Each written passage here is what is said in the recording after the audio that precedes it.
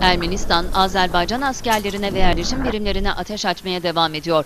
Saldırılarda şimdiye kadar 93 sivil hayatını kaybetti, 407 sivil de yaralandı. Azerbaycan ordusu saldırıları karşılıksız bırakmadı. Çatışmalar ağırlıklı olarak cephenin Adere, Adam, Hocavent ve Gubadlı yönlerinde devam etti.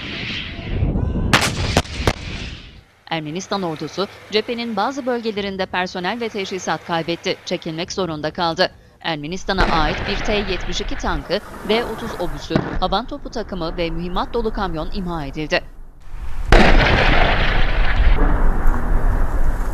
Azerbaycan Savunma Bakanlığı cephe boyunca operasyonların sürdüğünü, durumun Azerbaycan ordusunun kontrolünde olduğunu açıkladı.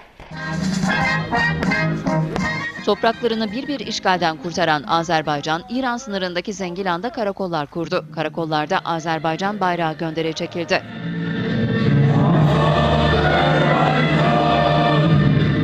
Ali Başkomandan qeyd etdiyi kimi bütün torpaqlarımız işğaldan tezliklə azad olacaqdır və bu unudulmaz bir hissdir, unudulmaz bir sevgidir, unudulmaz bir sevinçdir.